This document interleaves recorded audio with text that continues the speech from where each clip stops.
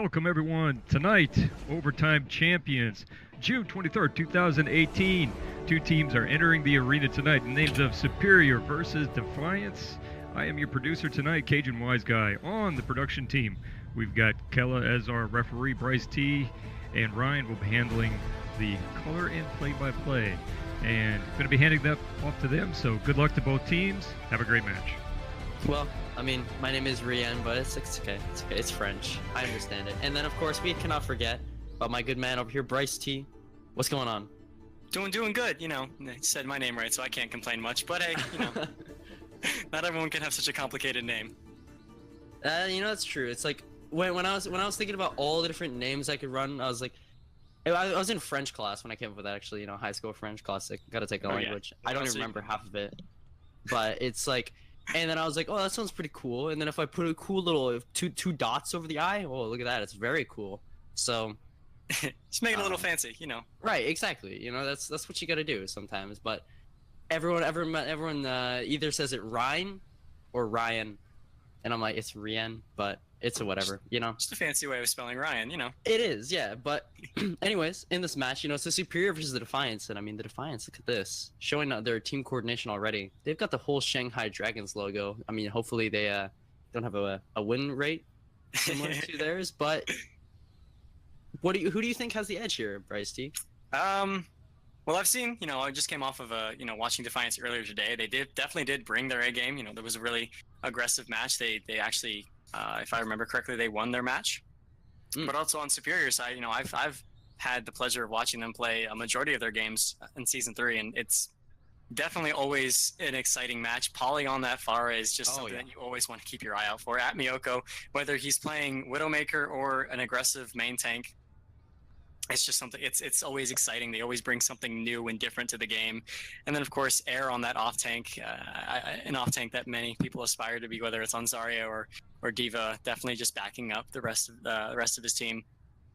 And then, yeah, go on.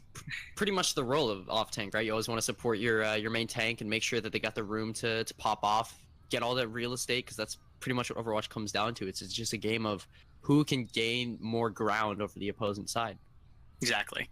And, you know, Superior is definitely great at when they run dive, if they can, you know, get in that quick pick, that early push onto the point or the payload. It's just that's the map when they can push in aggressively. And so I'm hoping that we can see some of that in this match. Yeah, because, you know, a lot of the times what it comes down to is momentum in games, exactly. Right? When you get in there and you get the first pick and you keep rolling, you just keep going with it, bam, there you go. It's like all the momentum is in your favor, and it seems like you just keep winning fights again and again and again because you have the momentum on your side. But the problem is, once you get the momentum stopped, right? If you lose a fight somehow, they have too many ults or something like that, then all the momentum, bam, it's all gone, right? And then exactly. that's when you see the teams start getting locked down on some of the 2CP maps. You know, they start off really strong, point A, beautiful push, right? They get in, take it first try. And then they try to push second point, they lose the first fight, and then all of a sudden, the team just seems to hit a wall, and that's when you know that the momentum has shifted, and now it's in favor of the other team. But exactly, not going to be on a 2CP map, we're going to be on Control, Oasis, well, that's a beautiful map, by the way. Love this map, all these palm trees, so beautiful. And beautiful sunset. Oh yeah, and now we see Superior going to be running, seems to be so far, kind of like a textbook dive here. You know, a little bit different with Killer Kel on the Ana, but that might change, you know, of course. Early, Nothing 15 seconds. Exactly, 15 seconds, it's always more than enough time. But again, on Defiance's side, they're running textbook dive down to Lena on the Lucio, whether that's a permanent pick or just to give them that initial speed boost out of the spawn. And going out of this, yep, there goes the speed boost as they're switching to the Mercy to get that. Killer Kill actually switched to the Diva instead of the Mercy, which is a little bit interesting. Definitely, and again, you know, pretty much a same comp on either side. You know, looks like they're going for the high ground. Yeah. Always want to go for the high ground, but you know, they are on the back here fighting near the jump pad. You got the Zen going up top, and he gets I guess the high ground you could say, but their Killer Kill is the first casualty here. He's DMAC Exo down though. That's gonna be pretty big because then they have no shield on the Winston as the fight is still continuing here. He's got Polly, of course, sweeping in, getting the rest of the kills. He's not on the Pharah here. He's on the Genji. Still showing he can get value off of that. And it seems like so far Superior just kind of, after you get the first pick onto Exo, right, with the main tank down, the rest of your team really doesn't have a lot of the protection and damage mitigation, and they have no choice but to fall. Oh, nice stagger on Subarashi. Polly pays for it though. You know, but again, it's down to DPS isn't as important as a diva without her mech. And I think, like you were saying, no matrix. Exactly. You know, she all that zero suit diva can really do is just take that damage, or just wait until she gets her mech back. But we do see Defiance pushing hard onto this point without with their main tank going far into their deep lane. Mech is dead right away, but Sloth's down as well, so you got a healer down on both sides, and Exo falls as well. He's been very early, kind of the first to die here so far, and of course Leona falls. You got a blade coming out from Space Patrol here. He's trying to make something work, but he's kind of backed out against the wall here. So many people ready, yeah, and Supersonic gives him a boot to the face, sends him right back to spawn. Subarashi gets 2 on the point, but with the rest of your team down, I think that's all in vain there, as he's gonna go for a suicide here. Killer kill. Yeah. Do not go over the edge. Subarashi eating Air's pulse bomb right near the end of that fight was really crucial, because he was low on health, but the second that that defense matrix went up and it just absorbed that pulse bomb, it really helped, you know, at least elongate the contestment on that fight, as Subarashi did end up having to stagger himself out there to wake the rest of his team. Just turned it into a nice little snack for Diva, you know? Understand? Yeah, Here, Polly with a blade, looking to make some work. Slot down first. That's big. He had Transcendence almost. Maybe could have been sit there, but Polly just gonna sweep through the team regardless and just absolutely brutalize them. Right here. Oh, Polly struck to take care of Subarashi, and don't play in traffic, because that's what happens to you. He got bored with taking out the rest of the team. He wanted to see if he could take on some traffic. Oasis cars 1, Superior 0. Definitely seems like the cars are gonna have a little bit better time taking Polly out of the fight. But we do see both support ults on Defiance side pushing forward. Yeah, of course. Primal Rage just popped as well. Admioko's got one of his own. Choosing to save it for now. You got, of course, the Valkyries are now wearing down, so they aren't gonna have the moss available to them. But Sonic does go down. Admioko now chooses to pop the Primal Rage and knock the team around. Sloth is brought back into the fight. They were able to sneak the res off there, but Exo falls. Was all by himself. Air is popping off on this Tracer right now. He's got Leona trying to one-clip him down. Almost got him. Trapped in that little room there, and there's not much you can do. Sloth has to come in to try and knock him out of the way, and there we go. Critic does take out Mecha. Leona does finally fall. Killer kill. But it's just the Winstons and the Tracer and Polly on this point. And now as Winston falls, it's just the DPS duo of Superior here trying to make this work. Critic throws bomb out. It's gonna go wide though. Couldn't find anything for that. Polly sweeps up Critic right away. Now moves over trying to take out Exo. You got the DMAC coming out onto Subarashi in the back from Air. Blade comes out from Space Patrol, but he's not gonna be able to get there in time. So it's a 100-0 in favor of Superior here. Yeah, Exo was really crucial into that fight. Came in last minute, just as all those supports went down, and it was just the DPS and the Diva, but wasn't able to just, you know, stay alive long enough. Space Patrol was just out of range with that dash. It looks like they have a disconnect here, Air on Superior side, but will give us a little bit of time to break down the last bits of that. I mean, seriously, the Air was going off on that Tracer, just completely uncontested. They didn't really have an answer for him, because you had Polly, and then I noticed Polly and Air did a really good job of making sure Exo died first. Because once Exo dies, then the Genji and the Tracer are pretty much free, because Winston's kind of their main counter, right? It's hard to, you can't really avoid the tendrils of the Tesla gun, right? Coming at you, try to tickle you down, and that's Winston just absolutely shuts down Genji, especially because he can't reflect that either. Exactly. And then Tracer has to be really careful, because Winston, if she's not careful, you can jump on him, burst him down. You know, Winston always waiting there. Pounce comes from his jungle instincts, you know, the primal instinct.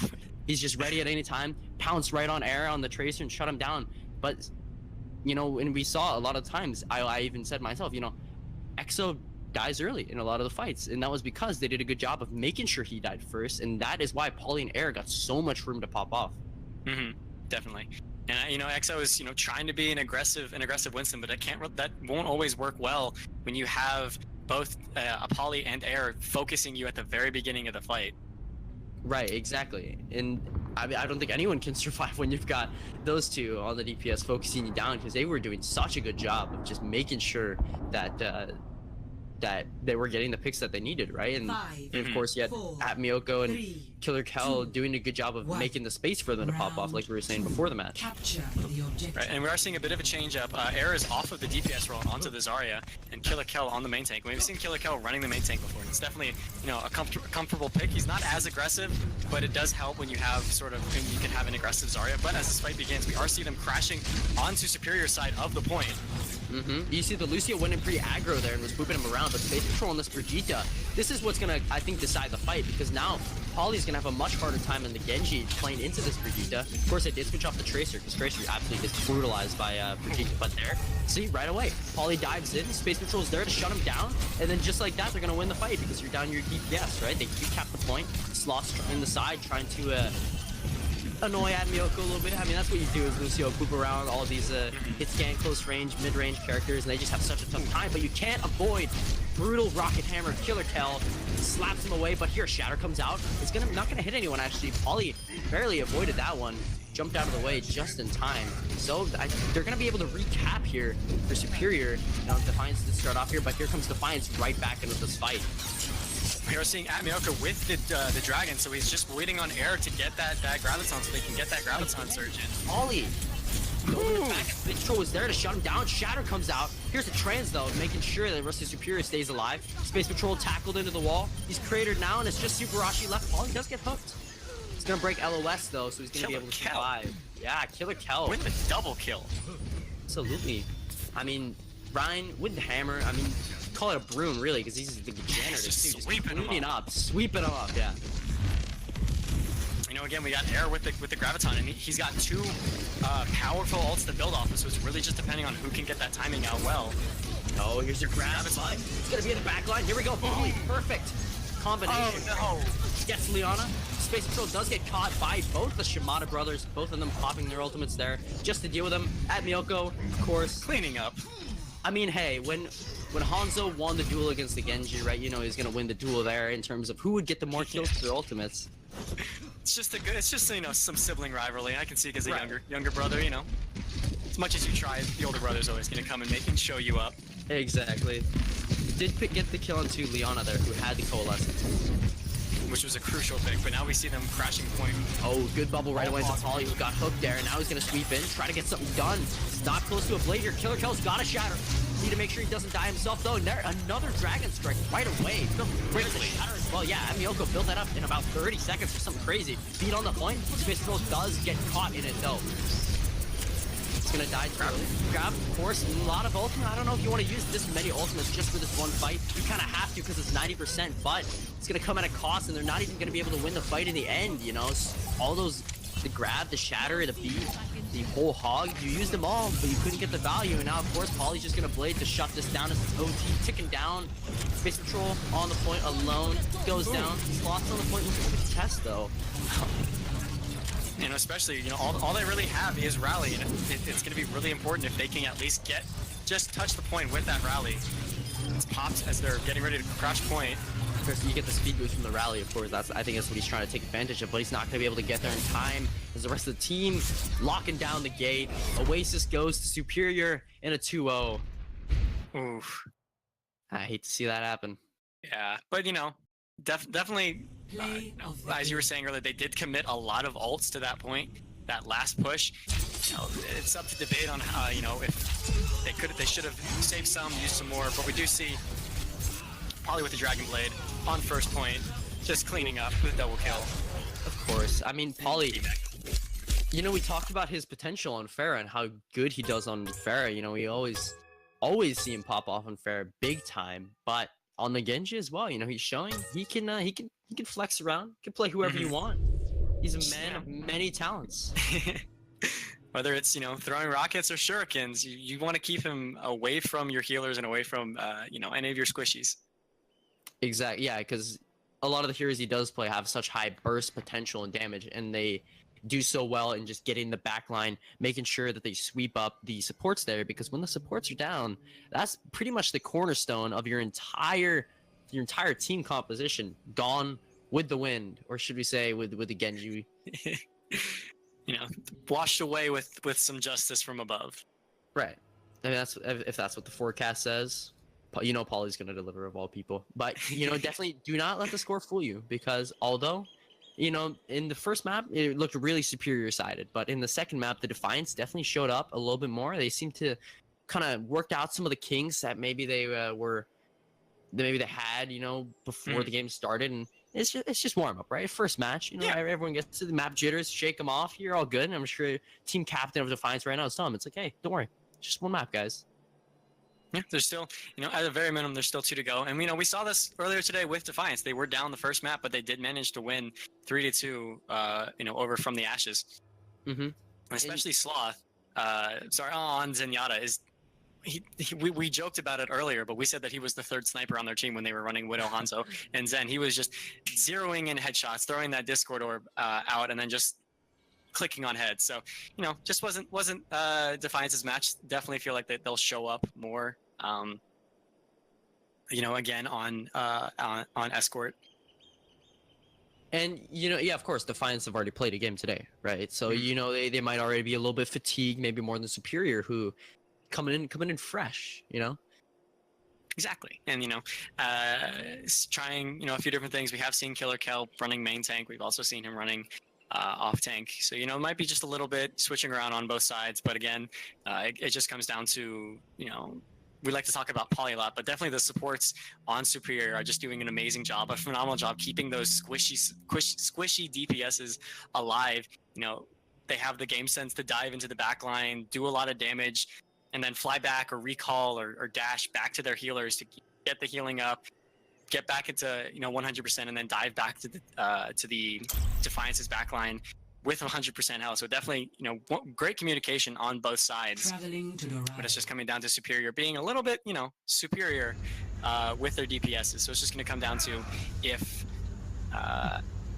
Polygon is going to run that Genji or that Pharah, if Defiance has a response to it. And Critic on that Widowmaker is definitely, I think, a response that they have if Pauly decides to run that Widowmaker. Just, I don't think that they have. They definitely, running that Brig was definitely a good idea against Pauly on that Genji, you know, because with that shield bash, whip shot, and then just left clicking them, you know, whipping them out of your backline. It's just it's the response that they needed, but they definitely weren't able to focus on him too much throughout that fight. And, you know, highlighting Pauly a lot, but not only was him, it was Era as well, right? Because he was doing such a good job there, just absolutely harassing the backline and making sure that they were always in a position where you're watching behind you. Where is Hera? Where is this Tracer? We do not want to let him get this much ground, because he was back there and he had so much to work with in terms of where you want to go as a Tracer, right? Because I mean, and I don't know how you want to spot the Tracer. You know, if you want to make sure you have someone, you know, Zenyatta or something like that, just always swooping your head 360, right? You gotta look like a meerkat, you know, popping up, head all around, looking everywhere. But again, you know, there is a drawback to that, because, you know, normally a lot of times a Zenyatta will be the you know, the shot caller. They're the ones who are calling out, this person has a Discord. And if you have, it's one of those drawbacks that you have to make. If you can either, it's a lot like running against the pharmacy. You can either focus 1 or 2 people on it, but then that's all that their job is going to be. That's all that hit scan or that diva is going to have to do, is all they're going to be able to do is focus, and that's one less person that's going to be able to focus on the fight. And that's just a drawback that you have to take. But we do see Space Patrol on that Pharah, which is definitely a very smart pick. Interesting. You know, we have seen him. You know, I like different. Yeah, exactly. I think we're both in agreement with that. We all love seeing the Mei, some of these heroes that don't usually get a whole lot of love, and they're gonna drop around the corner. They're gonna let them get this first corner here. That's usually what happens. Of course, you don't get a pick. You just concede the corner, hold this choke instead. It's exactly where they're gonna drop down to. But you need to be careful here, because in doing so, you give, you know, Space Patrol on the Pharah, who does go down to Pauly right away. But Pauly with the deflect. Yeah. Close range, not a whole lot you can do to avoid that. Now he's trying to take out Pauly. Does land a body shot by Critic there, and they are going to be able to sneak a res up on Space Patrol right before he respawns, so they barely beat the buzzer on that one. But Milko's on the high ground here on the Mei. He's going to get booped away, actually knocked into the cactus. Probably not what you want to have happen. You're not comfortable. Yeah. But, you know, she's got all that, you know, that comfortable overcoat. Probably didn't feel much of it. Right, but here, Pauly dives into the back line. Gonna be able to escape though. Yeah, Space Patrol was there to try and shut him down. Critic as well. They've done a good job of watching Polly and shutting him down for the most part. Because here's Shatter. Exo, that's massive. That is a bad Shatter if I've ever seen one right there. Fatty Shatter. Killer Kel just tries to get some gun charge back, but just gets swatted away by Exo. And it's just gonna come down to that fatty Shatter right there. And just knock them, sweep them down on their feet. You know, after that one, you're gonna need to take a break after that. Yeah, you know, take a bit break. But we do see Blizzard coming in from Amioko. I think he might be oh no, actually the rest of the team is there, so it seems they're gonna actually use this to their advantage. Are gonna pick up the first kill into Exo, but with a barrage coming out from Space Patrol, looking to get even more value. Comes down, trying to shut down the blade from Polly. It's gonna work as they pick up double kill onto And the res. And Mecha there, yeah. Use the triple force to sneak the res off. But as a downside to that, you used a lot of your ultimates there. You used all 3 of the ultimates that you had in the bank, and now you got nothing for the next fight. Of course, are close to a grab, but you've got nothing to combo with it. Exactly, and it depends on how fast Amioko can get that Hanzo. And I feel like he just used that Blizzard. You know, if we can hold this point, then I'll stay on the Mei. But if not, then you know it's not the pick. Hanzo's definitely a better choice on this spot. They do need to be careful though, because you know they are not running any hit skins here. I mean, you guys can call Hanzo kind of an off hit skin, and if the Hanzo's good enough, you can absolutely shut down Paris. He hits a shot of it on him right away. But with Polly needs to be careful because he's running into 2 long-range DPS, and he, you know, Genji more of a close range or kind of a flanker, and he can get shut down from long range. He's got to be a little bit careful here and make sure Amioko can take some of the pressure off that by harassing the supports. Exactly. You know, Was able to catch Subarashi, and they do secure the kill off of it, but wasn't able to catch Exo, which I know he wanted to have, and could have gotten a lot more value out of that, but they're still going to be able to move through here. See Exo surrounded there, absolutely sandwiched between Air and Killer Kel there. He's low. That pick on Subarashi was definitely big because he does have that grab in the bank. Amioko not letting critic. Nice shot. Not letting him run away from that, but again, Subarashi was not able to use that grab. Didn't have much to combo off it, but it still could have bought them a little bit of time to let the rest of the team build up their ult. In this next fight though, Space Patrol is close to Barrage, but Amioko is close to his, he does have his Barrage now, but Amioko is close to a Dragon Strike here, and you've got the grab combos coming up from both sides. It's going to be the war of the grab combos, but of course, both Zens have Transcendences, so we're going to see them use them right away. I guarantee it here. No. Ooh, just a second too late. Yeah, that was, I don't know, that's, I kind of seemed like the comms were a little bit off there, because that combo came really, really late on the side of Superior. It seemed like they were waiting, you know, Amioko was at about 90%. He was trying to get that last few percents up, but Exo kept his shield. Greedy. Yeah, you know, but... you saw the opportunity. Does want to fight. Yeah, exactly, but Defiance has all 6 of their ults now, 5, but...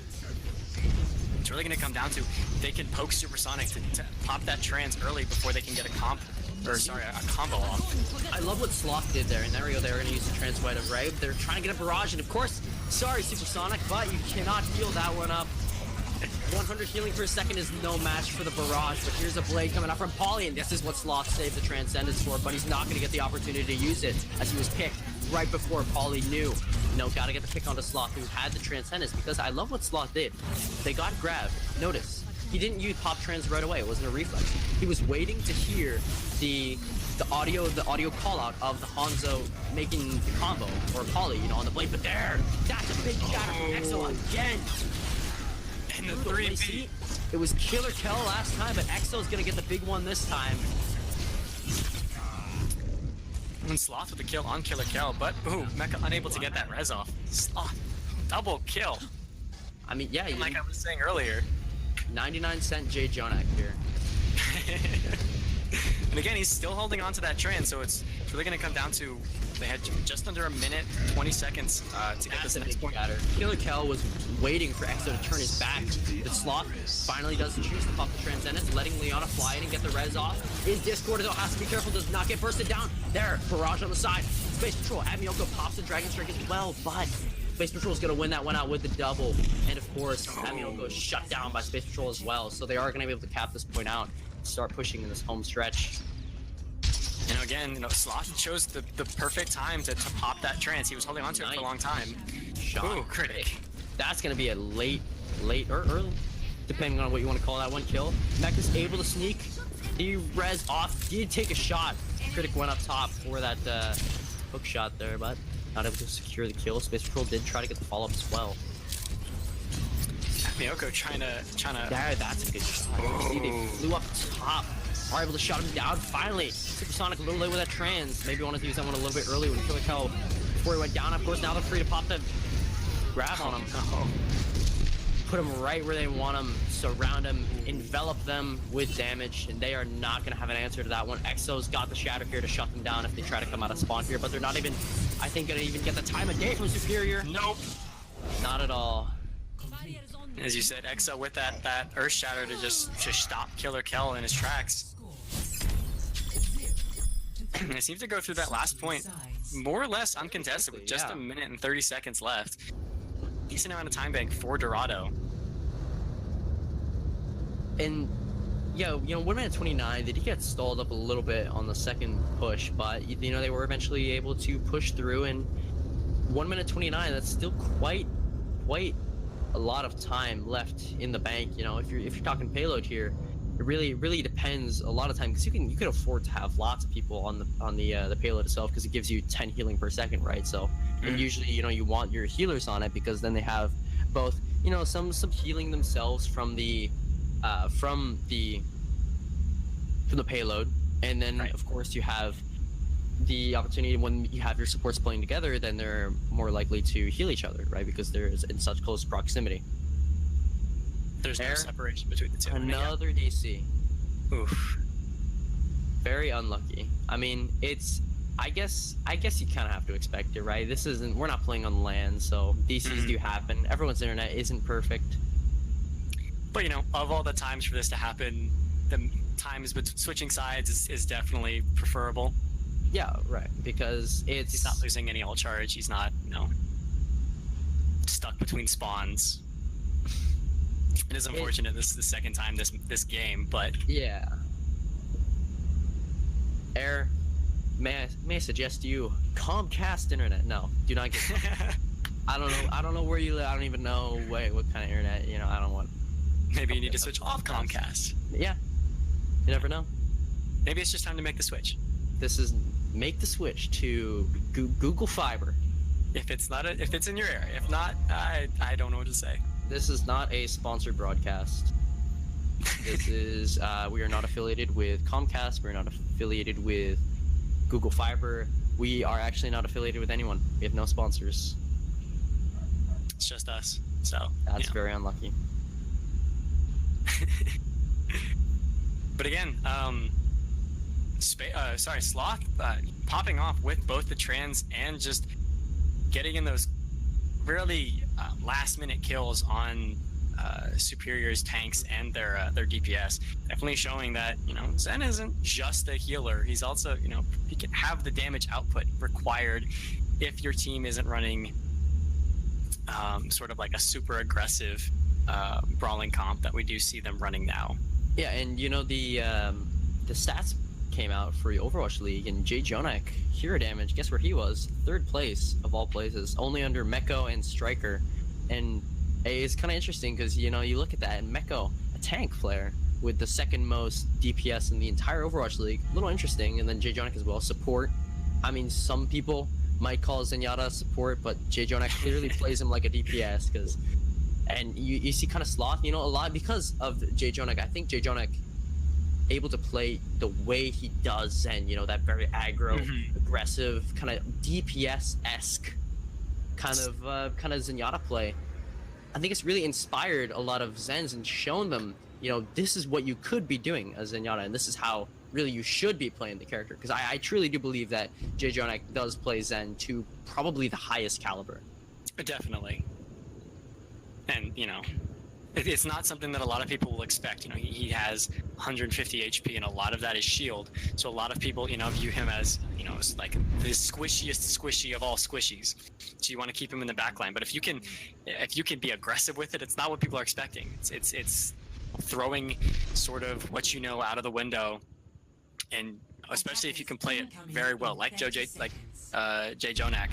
And like Sloth is able to do, it sort of throws a wrench in the works of a team that's trying to counter that, because it's a little bit harder to counter like an aggressive Zen when he's playing around his tanks so well, like you're seeing with Defiance. Yeah, and another aspect to that too is, you know, if you are playing that, then you need to have a good coordination with your team because, of course, with the Discord orbs, right? You always need to communicate like, all right, guys, this person's Discorded. We all click on him. They're going to die, right? Like, with that insane damage buff you get from Discord itself, you are guaranteed you're gonna kill the person if you have good team coordination. But here, Critic and Polly with a little bit of a duel. Polly went for the flank there, but he does get snuffed out. Pushed back. Yep, at Miyoko on the Widow though, taking this far sight line here, looking to get some shots onto the tank line. They are going to concede, of course, this corner to them and drop back onto this choke where we saw Superior hold. And, you know, like I said before, this is pretty much what you want to do, and it's really the only strat that you see a lot of teams run here on Dorado. And Amiyoko does pick up the first kill on the Sloth. It was not in a good position. Amiyoko was able to sneak that one off of him, but here, see, Amioko's in their back line. Very wreaking havoc himself. Critic finally able to shut him down, but the damage has been done. That gonna shut down Defiance's first push here, or first hold.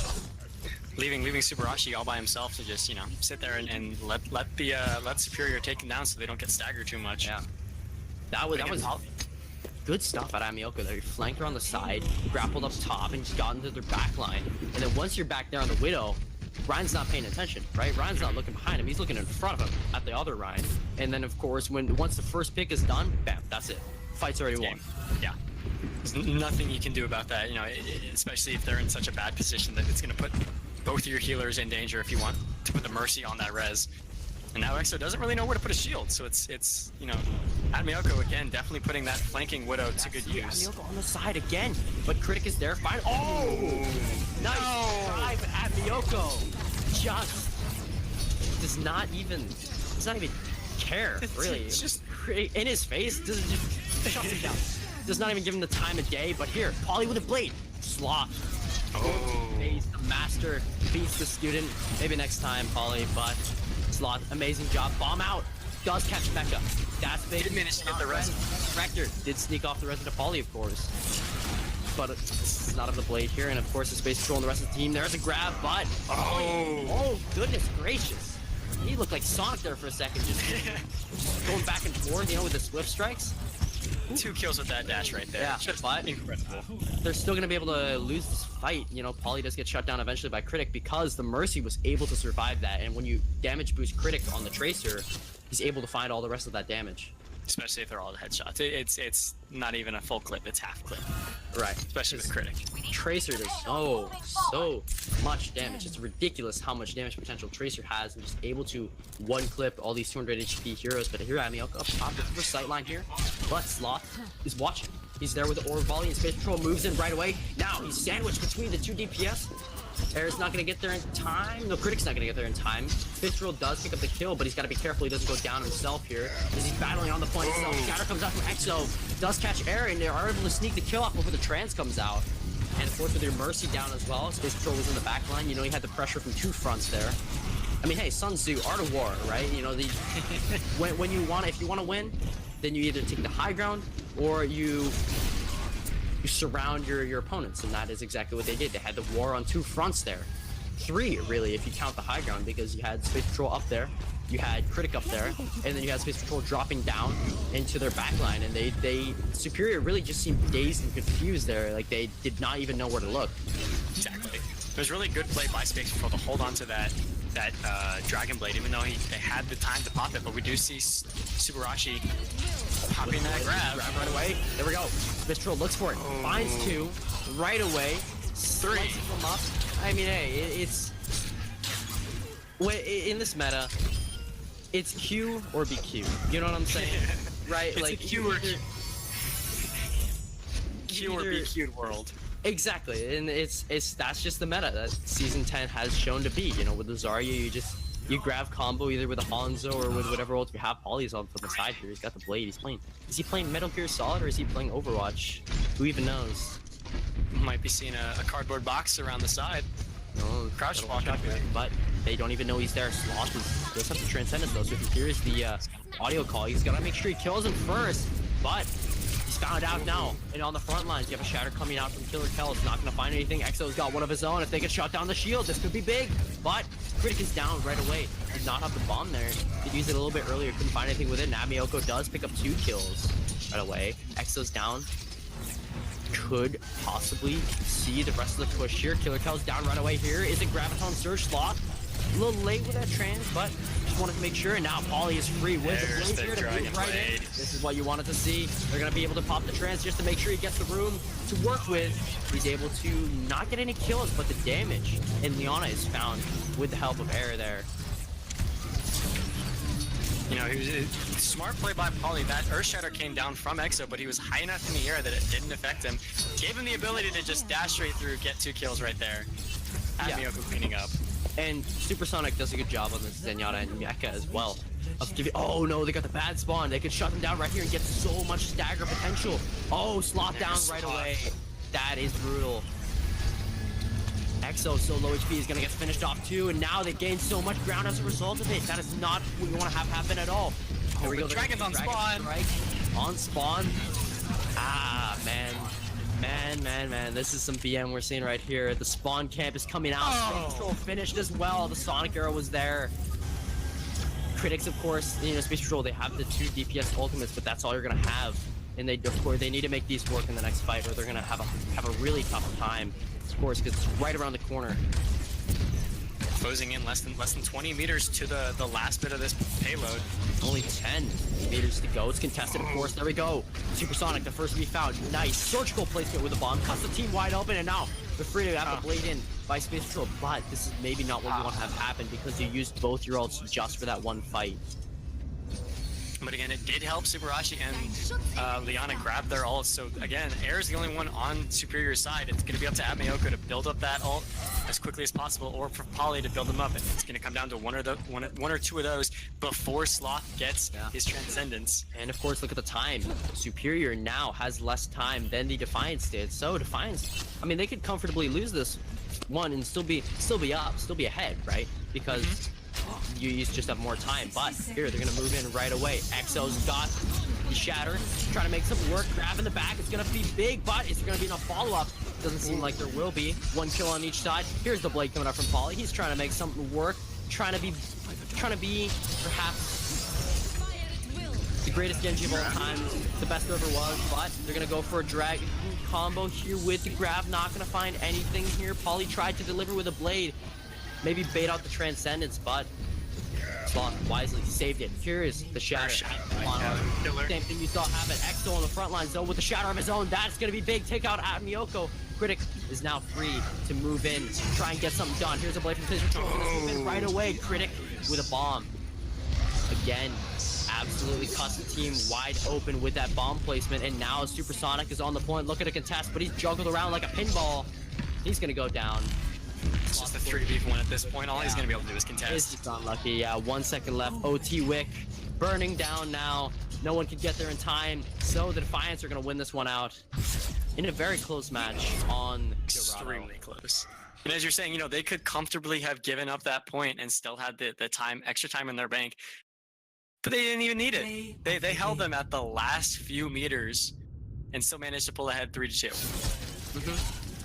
Because, you know, and I think what it came down to a lot of the time was that the ultimates for Superior, a lot of times the combinations seemed a little bit off, right? Definitely. Like we saw the grab, and then, you know, it was a little early. Miyoko didn't have enough time to build up his own dragons. Then later on, you know, you saw the blade, and then the grab got popped, and then only later did the dragons get used, and it was a lot of times the ults were used, right? And you're like, okay, perfect. On paper, Grav and Dragons, perfect, right? That's what you want to have happen. But in execution, a little bit delayed. And I think that's what let the Defiance win that one out, because they couldn't find enough damage to finish up.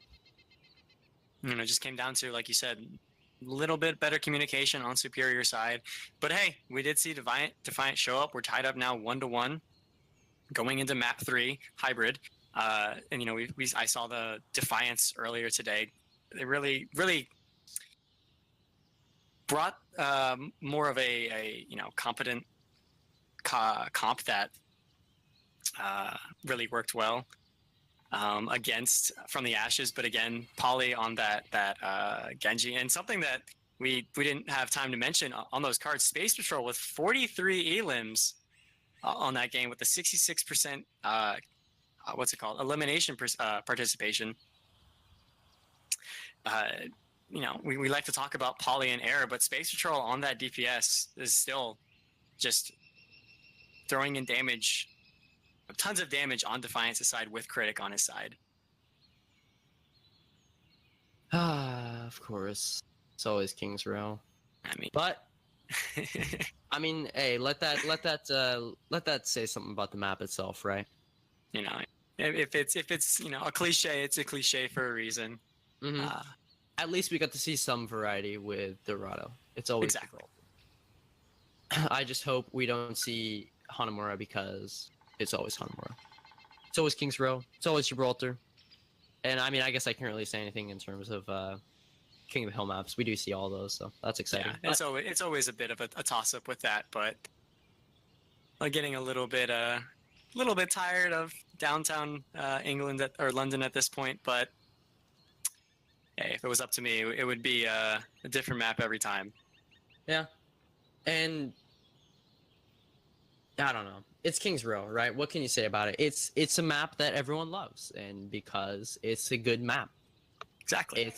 I mean, I would say it's probably Blizzard's most well-designed map, right? Like it just gives you so much opportunity for team compositions, strategy. There's just a lot of so many different ways that you can play King's Row, and that's why it's so popular, is because pretty much it'll play to a team's strengths no matter what, because it plays to every team's strengths. You know, you can capitalize on the tight corridors or the long haul, like the long sight lines. You know, you get the same use out of using a Pharah as you would a Tracer or a Genji. A Reaper is definitely a smart choice on some of the tighter areas of this map. The choke especially, if you can take the high ground on the far side on attack, definitely throws a wrench into the works of the defense. Or if you know, running into the left side, going through a hotel, trying to throw around their backline, there's more ways than one to play this map. And you know, as much as it can get a little tiring to watch, it definitely never gets tiring to play, as I've learned.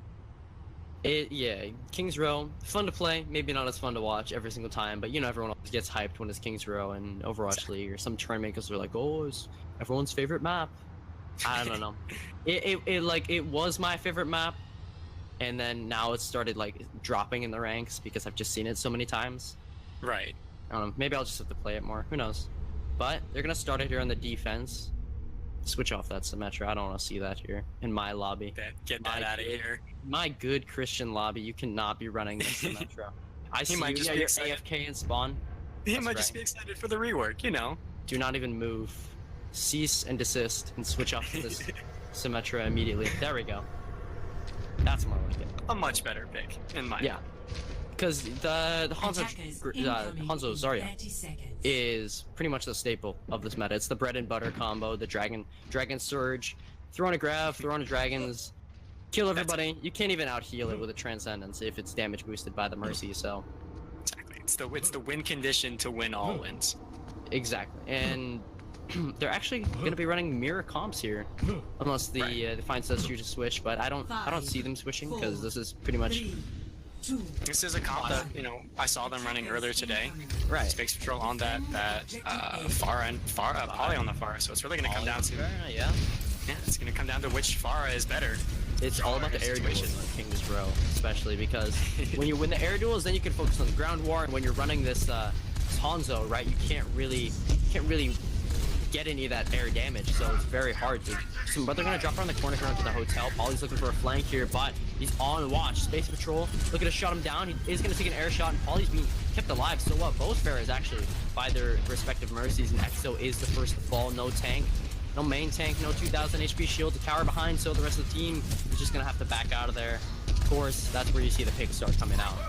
Oh yeah, Superior knew the second that shield was out of the fight, they could push all the way past up to the choke, and they would be just fine. Which is exactly what they did. Now they're holding very close here. Superashi, very aggressive here, hiding behind that bus. Not sure how this bus even works. You can't even fit half the roster into it, but or this car 5.8. But questions for another time. Top 10 questions Science still can't answer. Speaking of, how does Hanzo kill the Pharah? Well, Miyoko shows that it can be done. He does take out Space Patrol. They are going to be able to get the res off, of course, though. You get a second shot here. Are going to pop the Valk, of course, Leona. Of course, both sides from Mecha, but they're able to get the grab off right away. And here is a Dragon Surge combo, but you're not even going to need it because They were all dead. So much damage. Exactly. They were already gone. It's overkill. Stop. He's already dead. Just beating a dead horse at that point. They've taken too much. But it's, I guess if it still wins the fight, they can feel good about it. Miyoko pats himself on the back.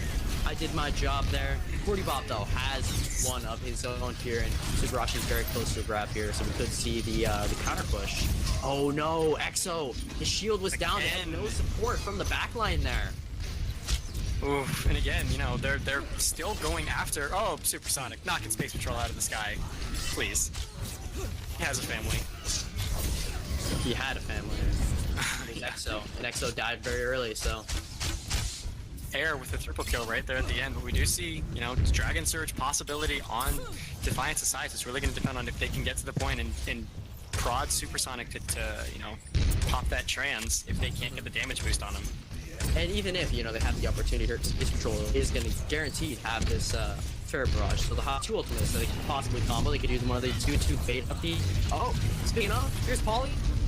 You know, London, it's very rainy. The forecast, of course, as usual. I know. It's always just things real. Cordy Bob is the only one to go down, and of course, when you do pop that barrage as a Pharah, you are very, very vulnerable, and Space Patrol takes advantage of his locked, grounded, or aerial position. Grounded aerial, if that makes sense, you know, position to get the double direct hit rockets on him and take him out right away. And, you know, they did see a call for a pause, but unpause, but Subarashi says no. Sloth, you are not the decider of who gets the pause or who does not. But you got Air on, you know, does pick up the kill into Subarashi, so you got one on each side, and Cordy Bob, of course, then you have the entire combo down. It would have been really devastating if any of the players on the field right now were disconnected. We have so many ults in play. We're about to be Space Patrol with that barrage. If he pops it, it might prompt Supersonic to pop that trans. That's true. Shatter does catch Air right away. Counter charge, very nice response from the Cal. There, this counter shatter of his own. Just gonna knock them all on their feet. He's playing. Is he playing bowling? Could be, because that was a strike right there. He catches pretty much all the remaining members of the Defiance, and they're getting locked down pretty hard here in point A. Exactly. 50 seconds left. They have, again, all 5 of their ults, and Supersonic is really the best response they have to any of the ults that they can throw out. Oh, here's a grab right away, and they're looking to make the combo. But on both sides, who's going to win this duel? It's going to come down to the aftermath. When the dust has settled, when the smoke is cleared, we see... Look at that. It's Miyoko shuts down Sloth. I mean, Mondada died from the other sniper, Widowmaker, right? I mean, look at this. There's even a little memorial here. And then imagine what would have happened if Hanzo was there. And then Zenyatta dies to an arrow to the head. I mean, hey, he used to be a Buddhist monk, but then he took an arrow to the head, and then after that one. And then another to the rest of his team. Right, exactly. And Miyoko, he's again so close to another Dragon Strike, but EXO, again, always the first to die here, man. Good focus, or is it just the lack of support from the backline? Oh, Miyoko. Yeah, Leona down right away. Subarashi and Space Patrol soon to follow. Cordy Bob's trying to get on the point. Sloth was there to contest, but Brazilian DJ can't stay alive for very long. Not even his positivity can help him survive through that. Sloth playing the fast roll there, but still wasn't able to stay alive long enough. But again, Miyoko on that Hanzo knocked Leona out of the sky, and then went straight for Space Patrol. I mean, who needs hit scan when you have Hanzo? Seriously. It's, which is really interesting because, you know, really in this meta, there's like no hit scan really that see a lot of play because Soldier, I mean, he's been in retirement for a really long time. I mean, supposedly came out of retirement to go back into Overwatch, but like no one even plays him. Right. It's rather unfortunate because, you know, I think you can find a lot of value out of him. And McCree, of course, you don't see a whole lot of him on King's Row, especially not in this meta, right? Exactly. Definitely not. Because all that long range damage from the double sniper. The second you use high noon, you're just basically you might as well put up a big old sign that says please shoot me. Just put that big old neon target on your forehead and just let it happen. But and then I mean, who else do you have as hit scan? Sombra? I guess Sombra counts, but she's more of a close range hit scan, right? Not really a long range. And Widowmaker, and you do see Widowmaker a whole lot, but she's a sniper, right? Not really more of a hit scan, so she requires a little more skill to play than some of the other hit scans. But you know what's interesting is that this meta really comes down to a lot in part to the efforts of the double sniper and just making sure that they're able to find the picks that they need. And they're on the defense here. Defiance is going to be running a modified double sniper. They're putting 40 Bob on the McCree. You know, like I was saying, you know, McCree does really put himself in a bad position if you use that high noon, so he's just looking to get that kind of long range. You know, you see people use it as a tactical reload. But again, it just comes down to if you have that Zarya putting that bubble up at the right time, save a life, man. It's like a seatbelt, you know, but it's big and glowy, and it's cushions your entire body rather than just singular part of it. It's like Bubble Boy, but you know. Right, you know the like the bubble soccer? It's like that, right? Yeah. It's protective, yeah. But in this case, EXO, as usual, the first to die, but Critical Shield is popped here. They do not have any that front line. Look at that. Look how close it is. The C9. Subarashi. Liana was there, Subarashi was there, but no one. They just forgot to get on the point. And if I wasn't mistaken there, I saw Killer Kel doing a little bit of tactical crouching at the end. Just a little bit, you know. The dominance, you know. I understand. Showing who the real Ryan is. Yeah.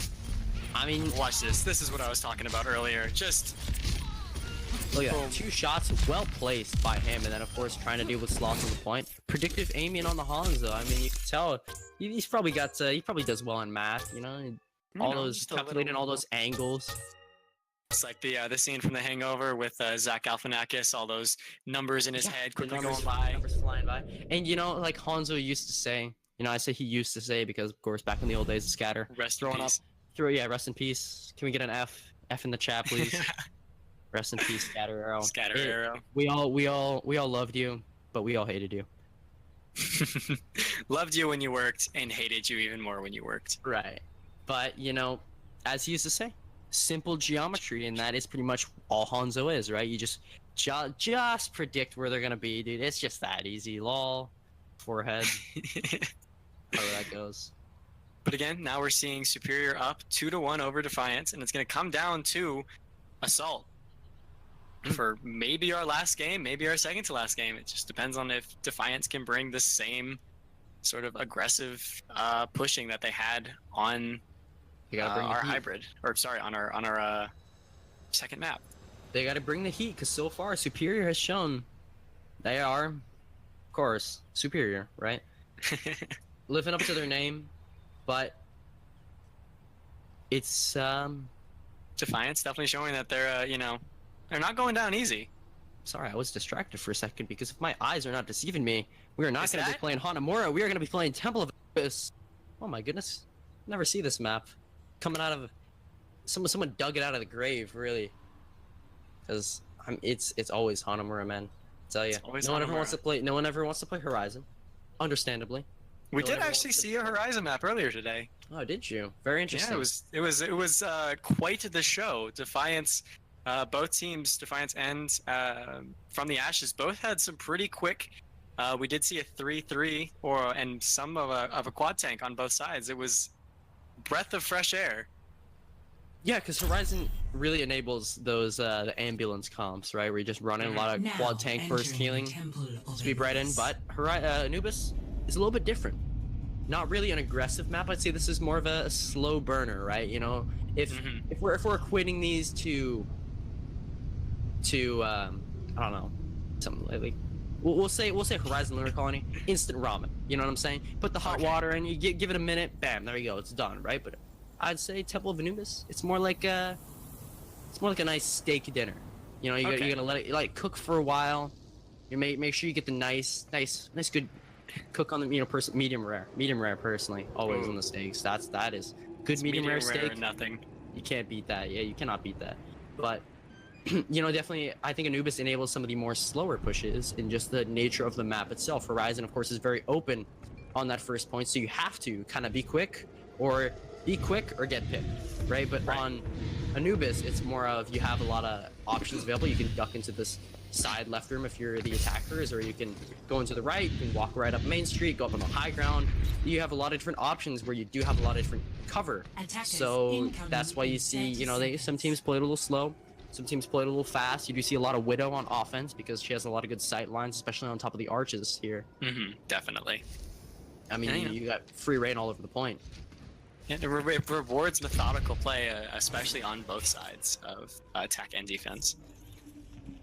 And on the defense, you know, you see sometimes, you know, they'll set up with the Orisa on this top little high ground here. But the staple and what you are going to see, especially in this meta, of course, press P to win, is that you're going to see the Ryan, Zarya, Hanzo, and they're all going to set up on this little high ground. But you see Defiance. You see Defiance running a dive, which very might work in their favor if they can play this.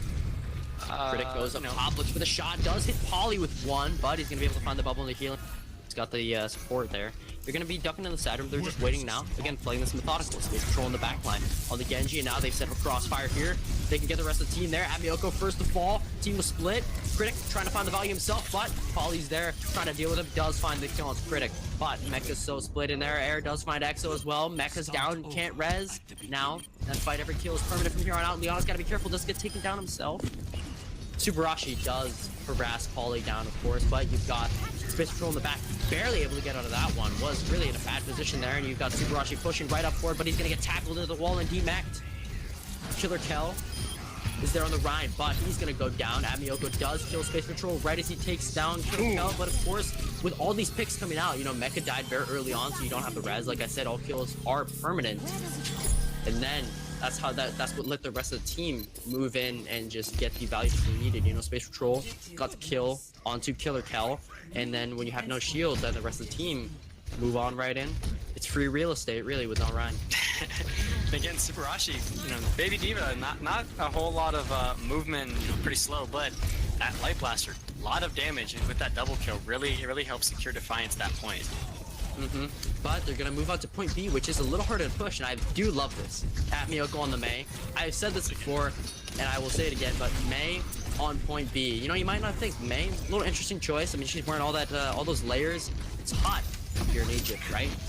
But Mei works because her wall, you can shut down. See, on Exo right away, they just block off the point and absolutely split up Exo from the rest of the team. You isolate him, you know, the old basketball call, ISO. You call it all night ISO, and that's exactly what they did to Exo. But here is a barrage from Polly. Critic shuts him down right away. Not even going to let him get anything out of that. You got the grab on the point as well. Bomb in the back line, but trans on both sides to try and counter this out. Here's a blade from Space Patrol looking to cut the team up like a hot knife through butter, but he's going to get shattered down. Does not even get the chance to do that, as Miyoko is there for freeze as well. Cool down, man.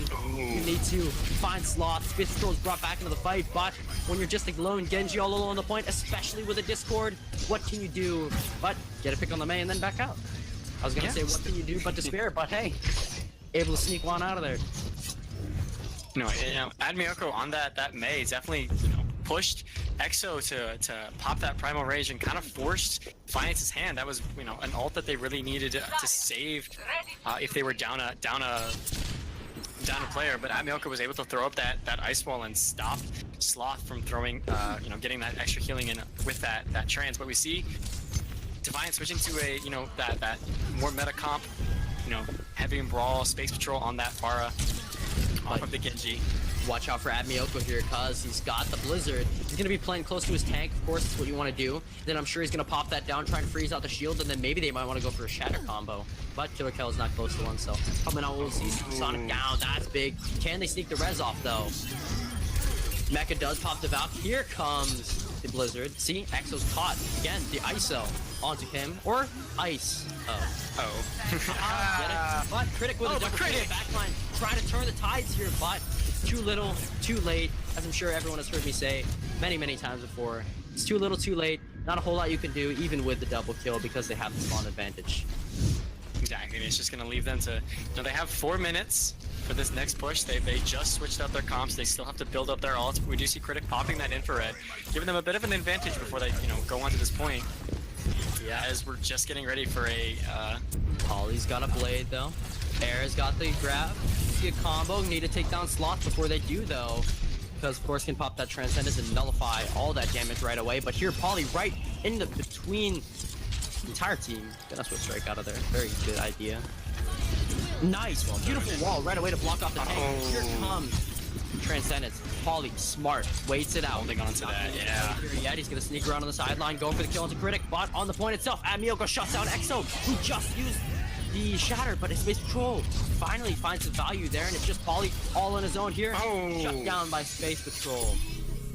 That's a full team wipe. Team kill right there. Get back in time. Supersonic is gonna pop the. Oh, nice.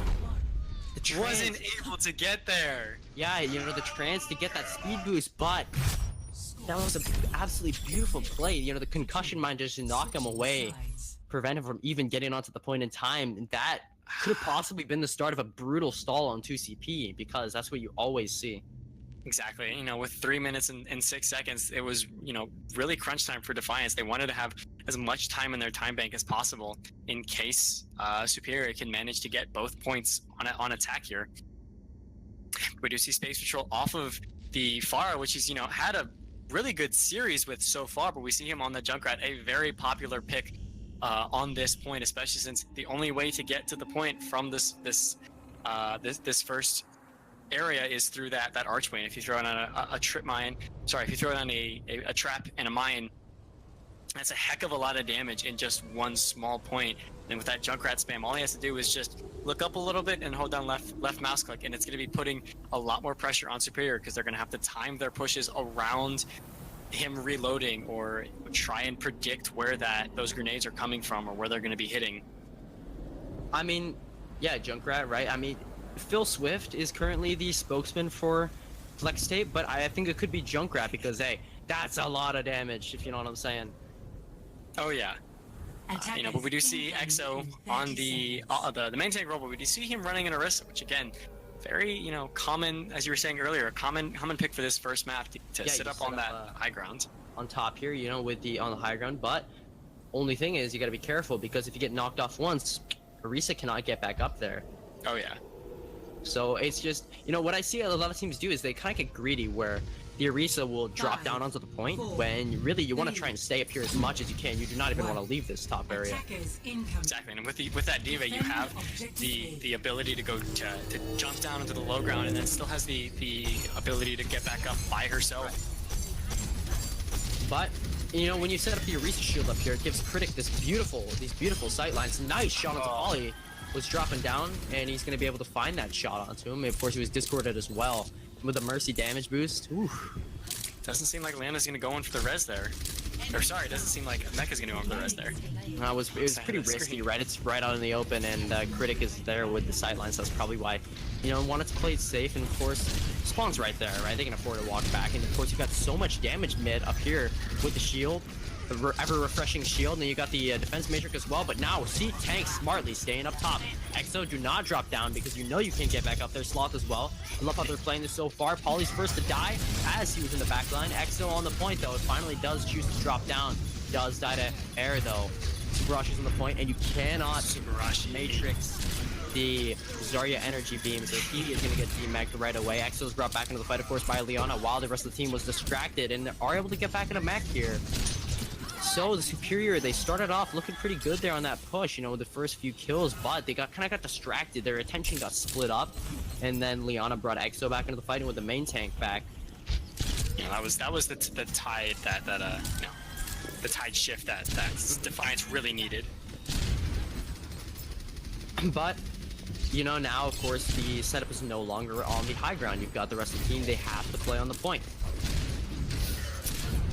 But we do see Critic on the high grounds being pushed by Polly. Oh, the Rip Tire destroyed by air. Nice try though, but with this Zarya GM tracking out here to shut that down. Superchargers out on the point, it's in the back line, turtled up, but they're gonna even pop the Dragon Strike just to take care of it. Sloth popping trans in response.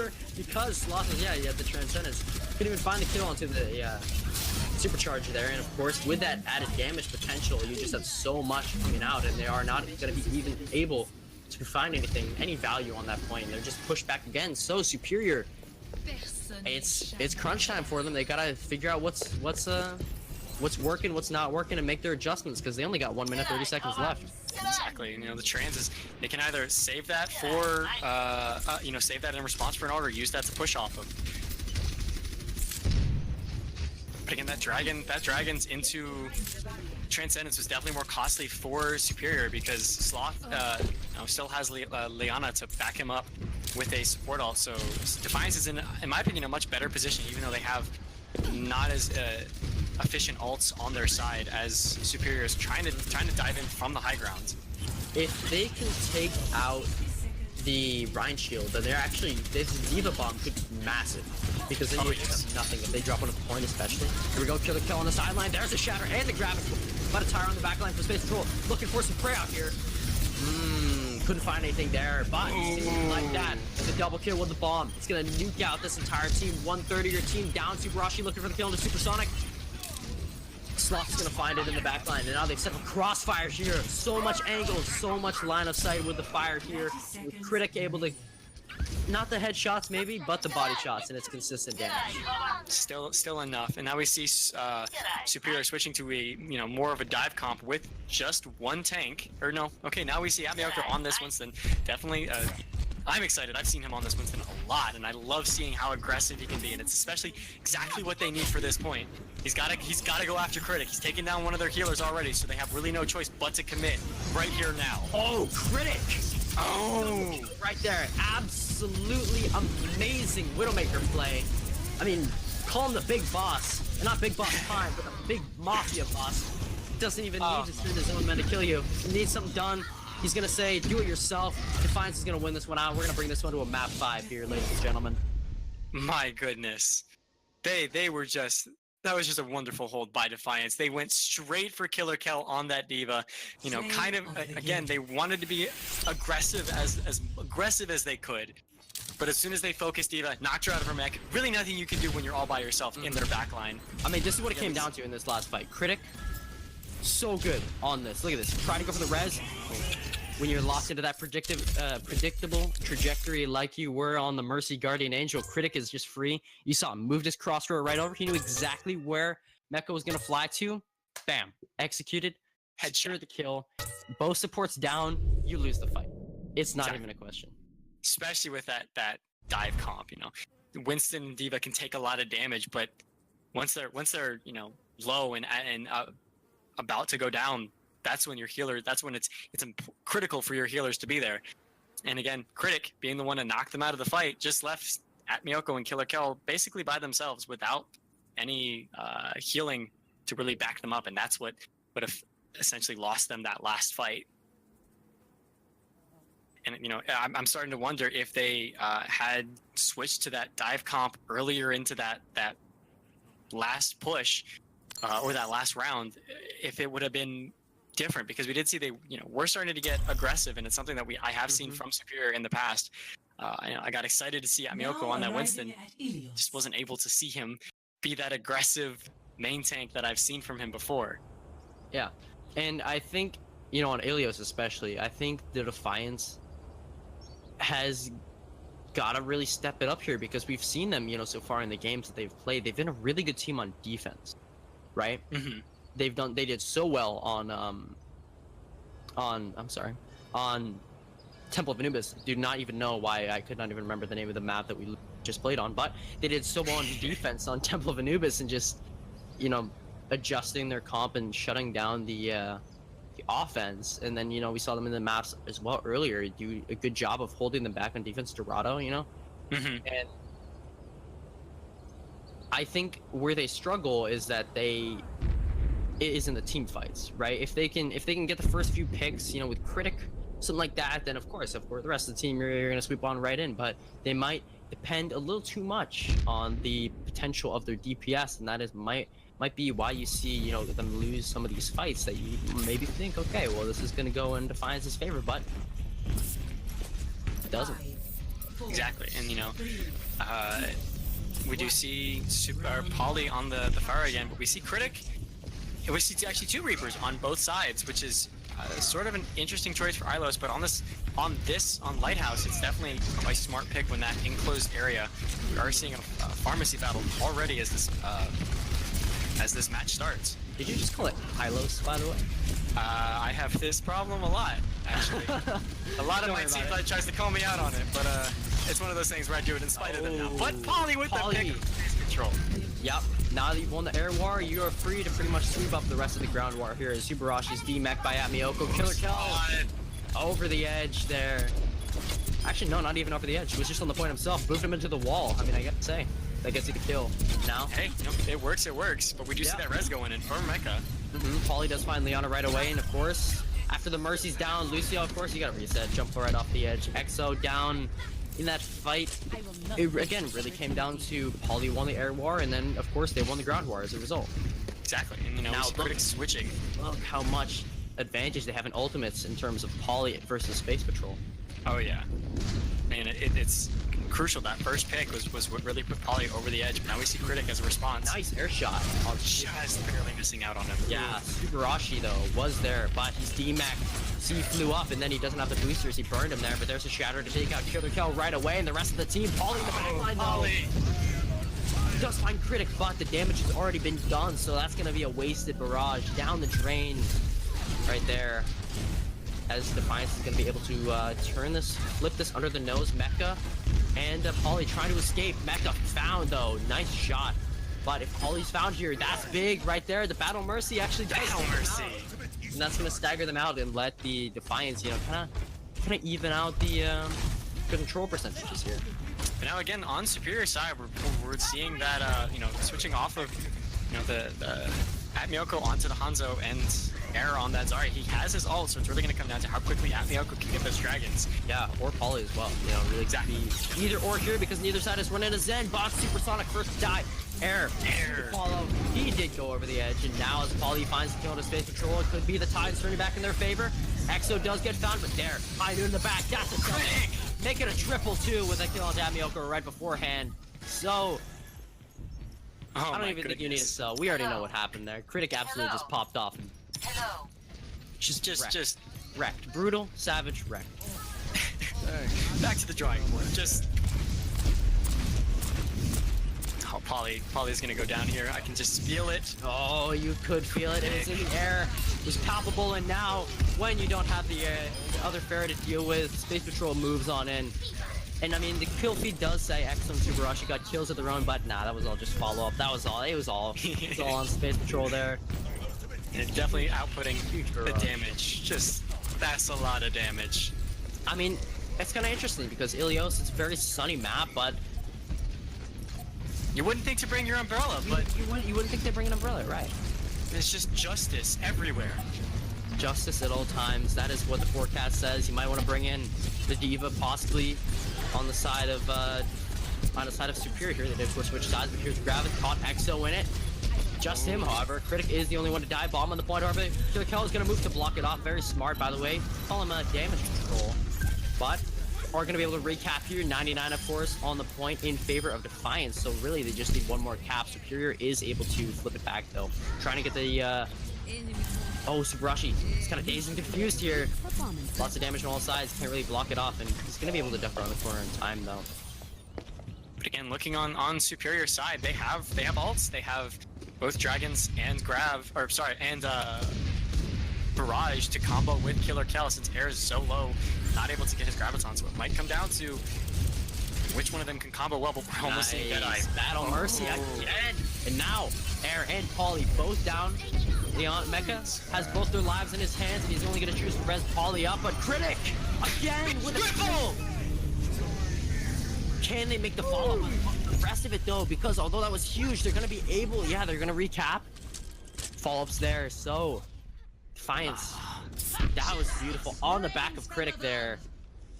That Man. was such smart play on Defiance's side. Critic knew that if Killer Kel kept his shield up, he wouldn't be able to capitalize on that Deadeye. So he let his team, he let EXO just keep swinging away with his hammer, forcing Killer Kel to drop his shield. And the second that shield was dropped, all he had to do was just wait for that little red dot to form and then left click. Exactly, because the beautiful thing with McCree is that you can even pop it beforehand, wait and secure all those beautiful little red markers before the shield even goes down. Bam, second you got your opportunity, you're gonna take it. And that's exactly what Critic did, because he was even on the flank too. And they just set up a wonderful crossfire on all angles there. And I mean, Just is he Critic? wonderfully timed. Or is he Thanos? If you catch my drift, with a triple kill there. Mr. Polly, I don't feel so good. Oh no, poor Polly. Yeah, takes an air shot right away. Gotta be able to get the kills though from Mecha, so Space Patrol here does take one himself. Air is the first to fall though. They're running the pulled pork combo with the Arisa hogging it. Oh! Down goes Subarashi, but Mecha's in as well. He's in the pit. Can he fly out? No, Subarashi. If he's going down, he's bringing you down with him. Exactly. You know, I got some Iron Giant flashbacks there. You go. I stay. I stay. This is just At Miyoko. movie casting now. That's a little bit interesting there because at Miyoko, you know, you have the grapple, the hook shot on the Widow. Now they've switched up their comps. EXO, down the pit you go. It's just Subarashi left on the point. They don't have any tanks or shields, but it's just up to Space Patrol up here. But he's taking a shot already. He's got it back out. Subarashi locked down by Killer Kel. Critic looking for that pulse bomb. Was looking for it, but he's not going to be able to find it as Polly's there to shut him down. Supersonic up close and personal. Maybe not where you want to be against the Hog, but he's going to be able to duck out of the way in time. The Lucio, he's a frog. He's slippery, right? But, oh, no, Killer Kel, a little too far forward here. He's able to get the whole Hog and barely vape his way out of that one. Or is it drooling? I don't know what the cool kids are doing nowadays. Hey, it's, you know. Is that dabbing? Is that what dabbing's called? Is that what they do? I mean, I should know this. I'm in high school. I'm out of touch, man. Oh, Damn no. kids. Oh, Polly. Polly just with a BMO, but he's gonna pay for it with his life. They could actually push in here if they wanted to. It's just Subarashi that's down. You have the rest of the DPS there, and they are able to even sneak the res off. Polly's in a bad position, so Mecha can't get his own. Supersonic, you know he's looking for a boop here. You got the whole hall coming on the side from Subarashi, but a beat to counter it.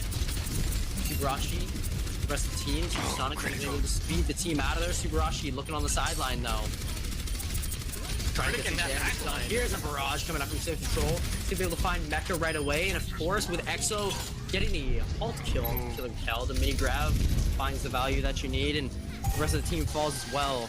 So that is gonna go to the Switch back to Defiance. They just need this one more cap. If they get this point, they win. It's gonna come down to Superior here. This is where they gotta come up big. They gotta come back, and they gotta come back swinging if they want to be able to have a chance at taking this to a map 5 round 3.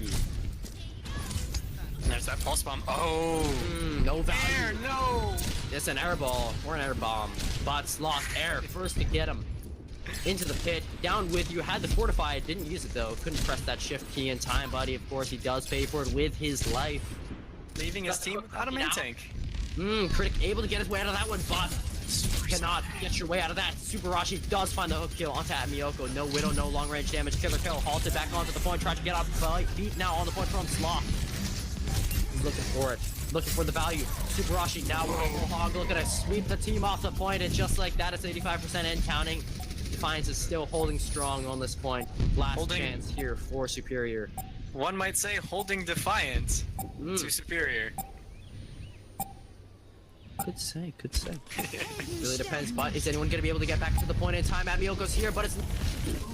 Polly's there on the point. This is what it comes down to, but the supercharger's down, the damage is there, and the damage is done onto Supersonic and at Miyoko right away. Polly with a barrage, but he cannot find anything. Killer Kel's looking to make something work, does find Critic, but with the rest of the team there, Space Patrol's looking on the sidelines, got the barrage, not going to even get the chance to use it though, so this is where it could happen.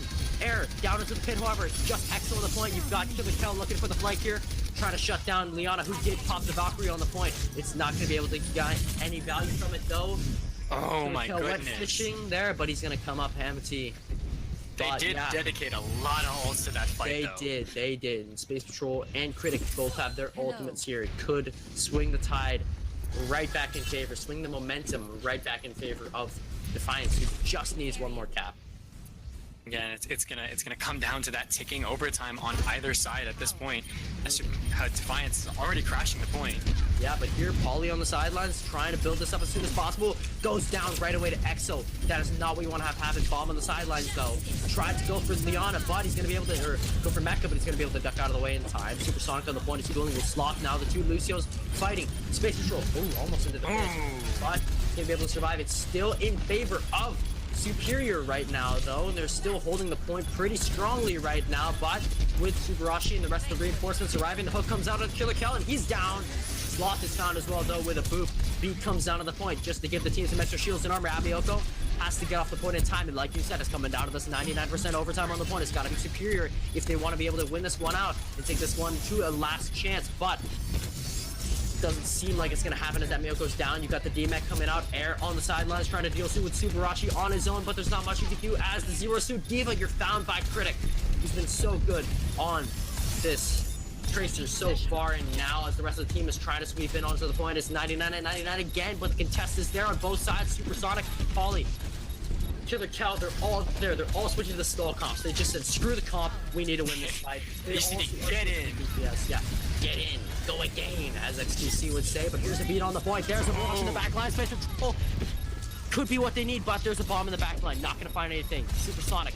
Pauly has the barrage. If he can get back in time, it could be big, but Supersonic, they're doing such a good job of contesting this point as the Lucio. This is what exactly you want to do, but here's a Supercharger.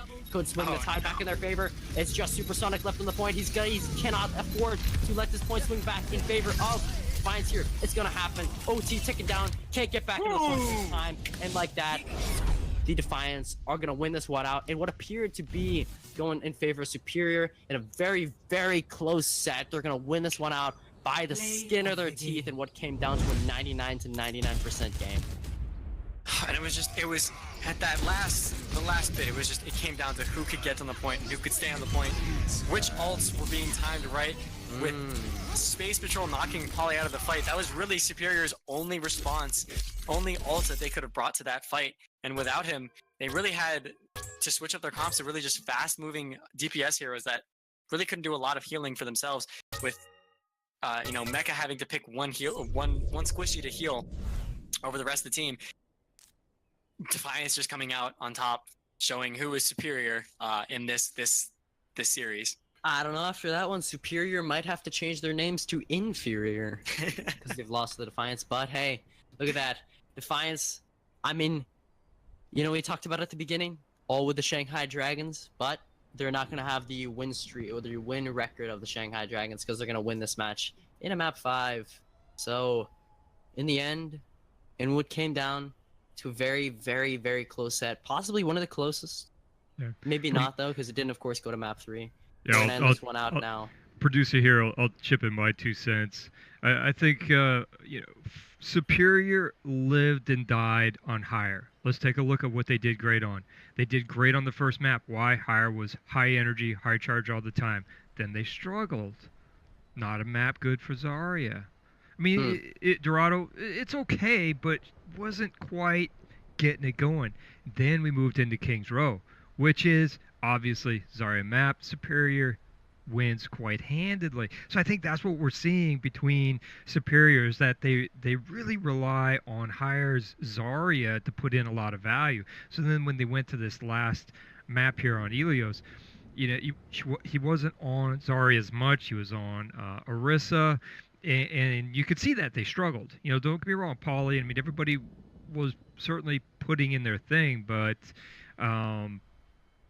if there would be any advice to Superior, that would be, support. Either you need to change up your comps a little bit to kind of move away a little bit from Zarya, or you just got to go all in and just build up Zarya ults and just, that's what you are.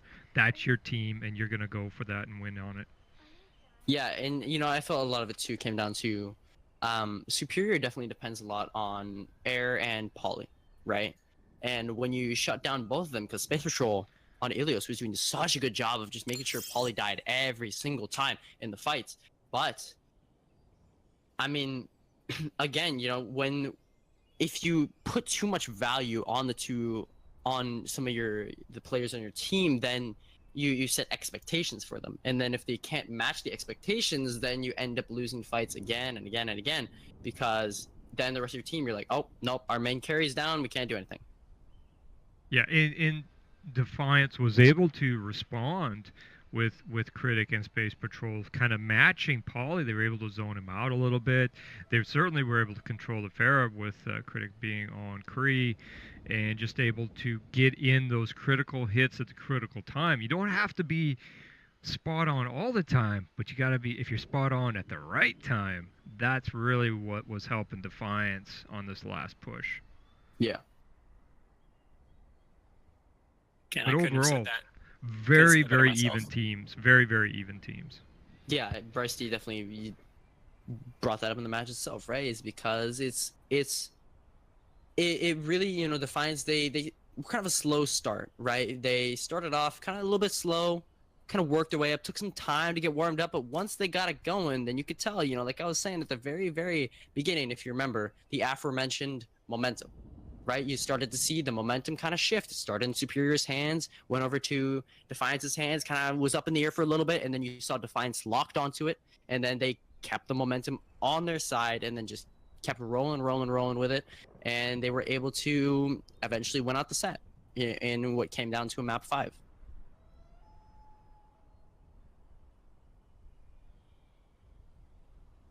Well, I think that's all we have here for tonight. Everyone, thanks for joining. Overtime Champions Season 4. Of course, reach out to your administrators and give them a thanks. They are volunteers, as is everybody on the staff. So, good night, everyone. Bonsoir. Oh, hold on a minute. Hold on. Do not get caught yet, because we've got to, of course, give the plug tomorrow. We've got, of course, the EU and NAPC All-Stars games. Guess who's going to be playing in that? Your boy himself. And you your guys other can watch boy. you guys can watch me, Bryce T feed on the opposing teams. Oh yeah. It's gonna be a good time, you know. And of course we'll have Clutch Key, and then of course my partner Pulse gonna be doing that as your casters tomorrow. And I mean, you guys are gonna want to tune in. It's gonna be some big budget stuff. Let me tell you, we've been working hard over here internally. Make sure it is beautiful. It's gonna be some top tier gameplay. I can guarantee it. At least tier. on my side. I can't speak for Ryan's team here, but you know. Thought we talked about this before the match started. Ryan. Mercy play, am I right? Oh yeah.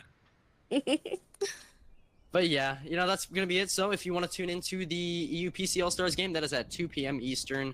If you want to tune into the NAPC All-Stars, that is at 7 p.m. Eastern. And then, of course, we have an early game tomorrow as well. It's going to be an EU game at 10:30 a.m. Eastern, or 3:30 p.m. in British Standard Time for all you EU folks out there. But anyways, hope you enjoyed watching this very, very close set between Superior and Defiance. See you all tomorrow for the matches we've got going on then.